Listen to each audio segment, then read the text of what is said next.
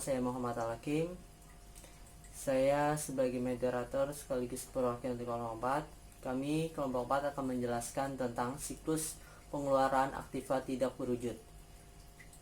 Jadi yang pertama akan menjelaskan tentang definisi, kedua tujuan audit terhadap siklus pengeluaran aktiva tidak berwujud, ketiga prosedur audit, keempat salah saji potensial dan aktivitas pengendaliannya terhadap siklus pengeluaran aktiva tidak berwujud. Langsung saja, yang pertama akan dijelaskan oleh teman saya. Assalamualaikum warahmatullahi wabarakatuh. Perkenalkan, nama saya Muhammad Yahya Sumiar. Saya dari kelompok 4. Di sini saya menjelaskan definisi siklus pengeluaran aktiva tak berwujud. Apa itu definisi siklus pengeluaran aktiva tak berwujud? Siklus pengeluaran yang ada pada SIA yaitu rangkaian kegiatan bisnis dan operasional pemrosesan data terkait yang berhubungan dengan pembelian serta pembayaran barang dan jasa. Selanjutnya, apa itu aktiva tak berwujud? Menurut pengertian beberapa ahli, menurut S. Munawir tahun 2002, halaman 30 menurut bukunya, mengemukakan pengertian aktiva sebagai berikut. Aktiva adalah sarana atau sumber daya ekonomik yang dimiliki oleh suatu kesatuan usaha atau perusahaan yang harga perolehannya atau nilai wajarnya harus diukur secara objektif. Sedangkan menurut Thomson Learning yang diterjemahkan oleh Skousen dan kawan-kawan tahun 2001 halaman 131 mengubahkan pengertian aktiva sebagai berikut. Aktiva adalah kemungkinan keuntungan ekonomi di masa depan yang diperoleh atau dikontrol oleh entitas tertentu sebagai hasil dari transaksi atau kejadian di masa lalu. Berdasarkan pengertian-pengertian di atas, saya mengambil kesimpulan bahwa aktiva adalah bentuk dari penanaman modal perusahaan. Bentuk-bentuknya dapat berupa harta kekayaan dan diharapkan mampu memberikan kontribusi baik secara langsung maupun tidak langsung di masa yang akan mendatang. Yaitu selanjutnya pengertian aktiva tak berwujud.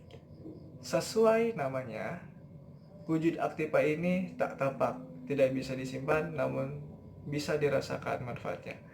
Aset tak berwujud ini bisa merupakan hak-hak perusahaan yang kepemilikannya diatur dan dilindungi oleh peraturan perundang-undangan.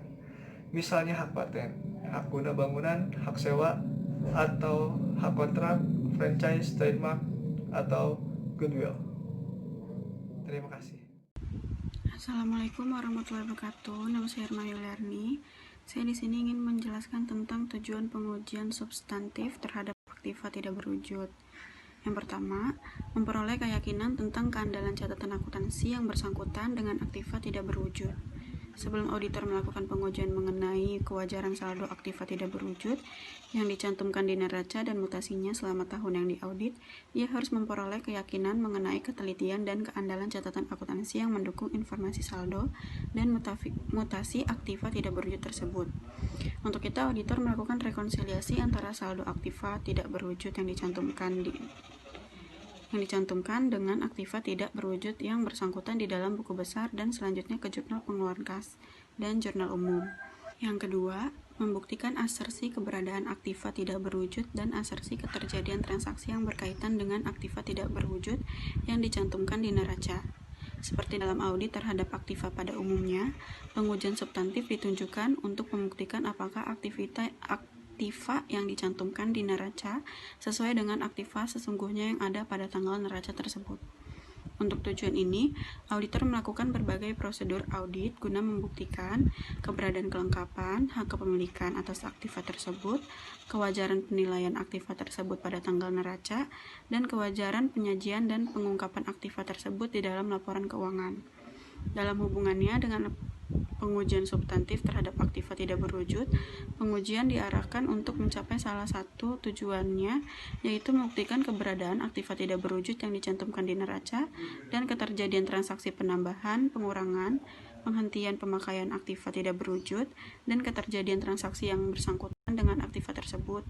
Auditor melakukan berbagai pengujian substantif berikut ini. Yang pertama, pengujian analitik. Yang kedua, pemeriksaan bukti pendukung transaksi yang berkaitan dengan aktiva tidak berwujud. Yang ketiga, inspeksi terhadap dokumen yang menunjukkan hak kepemilikan atas aktiva tidak berwujud.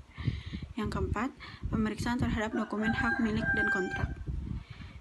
Tujuan yang ketiga, membuktikan asersi kelengkapan aktiva tidak berwujud yang dicantumkan di neraca. Untuk membuktikan bahwa aktiva tidak berwujud yang dicantumkan di neraca mencakup semua aktiva tidak berwujud klien pada tanggal neraca dan mencakup semua transaksi yang berkaitan dengan aktiva tidak berwujud dalam tahun yang diaudit, auditor melakukan berbagai pengujian substantif berikut ini. Yang pertama, pengujian analitik. Yang kedua, pemeriksaan bukti pendukung transaksi yang berkaitan dengan aktiva tidak berwujud. Yang ketiga, inspeksi terhadap aktiva tidak berwujud. Yang keempat, pemeriksaan terhadap dokumen hak milik dan kontrak. Assalamualaikum warahmatullahi wabarakatuh. Nama saya Mutawalli Syahrawi. Saya akan melanjutkan pembahasan terkait tujuan pengujian substantif terhadap aktiva tidak berwujud. Yang nomor 4 yaitu membuktikan hak pemilikan klien atas aktiva tidak berwujud yang dicantumkan di neraca. Untuk membuktikan hak pemilikan klien, auditor melakukan 3 pengujian substantif, yaitu yang pertama, pemeriksaan bukti pendukung transaksi yang berkaitan dengan aktiva tidak berwujud. Yang kedua, ada inspeksi terhadap aktiva tidak berwujud. Yang ketiga, ada pemeriksaan terhadap dokumen hak milik dan kontrak. Yang kelima, itu ada membuktikan asersi penilaian aktiva tidak berwujud yang dicantumkan di neraca. Auditor berkepentingan untuk memverifikasi kewajaran amortisasi aktiva tidak berwujud klien yang mempunyai umur ekonomis yang terbatas. Untuk itu, auditor melakukan beberapa pengujian substantif berikut, yaitu yang pertama ada prosedur audit awal, yang kedua ada pengujian analitik, yang ketiga ada pemeriksaan bukti pendukung transaksi yang berkaitan dengan aktiva tidak berwujud, yang keempat ada inspeksi terhadap aktiva tidak berwujud, yang kelima ada pemeriksaan terhadap dokumen hak milik dan kontrak, yang terakhir ada review terhadap pembentukan akumulasi amortisasi. Yang selanjutnya itu nomor 6, yaitu tujuannya membuktikan asersi penyajian dan pengungkapan aktiva tidak berwujud di neraca. Pengujian substantif terhadap aktiva tidak berwujud diarahkan untuk mencapai salah satu tujuan, membuktikan apakah unsur aktiva tidak berwujud telah disajikan dan diungkapkan oleh klien di neraca sesuai dengan prinsip akuntansi. Satu-satunya pengujian substantif untuk membuktikan asersi penyajian dan pengungkapan ini atau pengungkapan aktiva tidak berwujud di neraca adalah dengan membandingkan penyajian dan pengungkapan aktiva tidak berwujud di neraca yang diaudit dengan prinsip akuntansi berterima umum. Nama saya Nani Setana Firianti, saya dari kelompok 4. Saya di sini ingin menjelaskan prosedur audit awal. Prosedur audit awal yaitu membuktikan apakah saldo aktivitas tidak berwujud yang tercantum di neraca atau saldo akun aktivitas tidak berwujud yang tercantum di dalam buku besar. Untuk memperoleh keyakinan bahwa saldo aktivitas tidak berwujud yang dicantum di neraca didukung dengan catatan akuntansi yang dapat dipercaya kebenaran mekanisme pencatatannya. Kedua, hitung kembali saldo akun aktivitas tidak berwujud di dalam buku besar untuk memperoleh keyakinan mengenai ketelitian penghitungan saldo akun aktivitas tidak berwujud. Auditor menghitung kembali saldo aktivitas tidak berwujud sementara dan aktivitas tidak berwujud jangka panjang dengan cara menambahkan saldo awal dengan jumlah pendebitan. Ketiga, lakukan review terhadap mutasi luar biasa dalam jumlah dan sumber posting dalam akun aktivitas tidak berwujud dan akumulasi amortisasi. Ketidakbesaran dalam transaksi perolehan dan amortisasi aktivitas tidak berwujud dapat dilakukan melalui review atas mutasi luar biasa baik dalam jumlah maupun sumber posting dalam aktivitas tidak berwujud. Kelima, usut saldo awal akun aktivitas tidak berwujud dan akumulasi amortisasi. Assalamualaikum warahmatullahi wabarakatuh. Saya Melenia Tumanggar ingin melanjutkan materi selanjutnya, yaitu mengenai salah saji potensial dan aktivitas pengendaliannya. Kemungkinan salah saji yang pertama yaitu pembelian dicatat diterima tetapi barang atau jasa belum dipesan atau diterima. Pengendaliannya yaitu dengan mengamati dan mengevaluasi pemisahan tugas yang memadai, lalu uji sampel voucher untuk keberadaan pesanan pembelian dan penerimaan yang diotorisasi, lalu review dan uji prosedur klien atas perhitungan urutan nomor penerimaan, lalu periksa voucher dan dokumen pendukungnya atas indikasi pembatalan.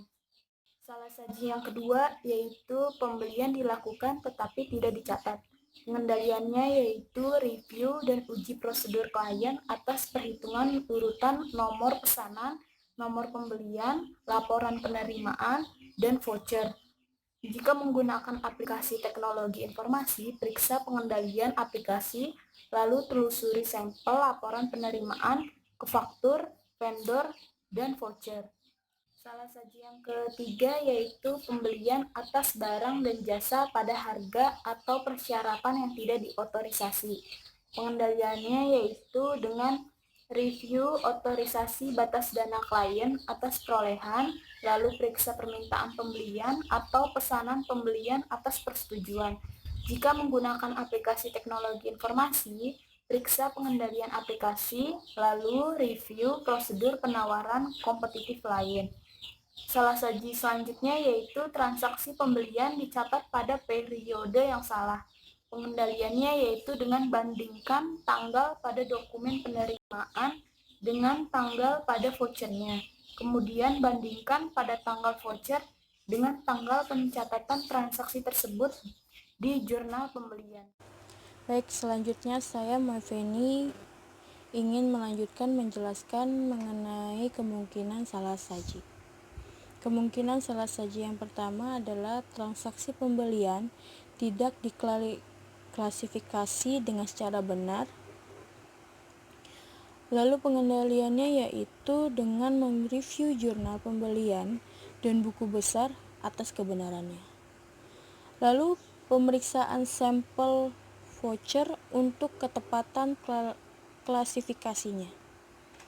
Selanjutnya, kemungkinan salah saji yang kedua adalah pengungkapan kas yang dicatat tapi tidak dilakukan. Lalu bagaimana pengendaliannya? Dengan cara mengamati dan mengevaluasi kememadaian pemisahan tugas review prosedur klien atas rekonsiliasi laporan investor. Setelah itu mereview klien rekonsiliasi bank bulanan untuk indikasi penilaian independen. Selanjutnya, kemungkinan salah saji yang ketiga, pengeluaran kas yang dilakukan tetapi tidak dicatat. Lalu pengendaliannya yaitu sama dengan yang tadi, yang kedua, dengan mereview dan menguji prosedur klien atas urutan nomor cek. Jika itu aplikasi TI, uji pengendalian aplikasi dulu. Lalu mereview prosedur rekonsiliasi harian pengeluaran kas dengan pembukuan dicatat di buku harian utang usaha.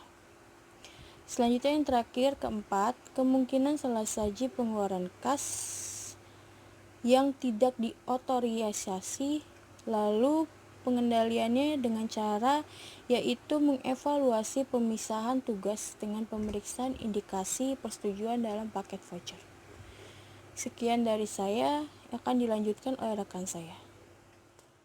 Pada penjelasan kali ini bahwa aktiva tidak berwujud adalah aktiva tetap perusahaan yang secara fisik tidak dapat dinyatakan tetapi berpengaruh terhadap kontinuitas perusahaan, dan tujuan audit untuk menilai kewajaran aktiva tidak berwujud tersebut dengan prosedur audit yang telah ditentukan.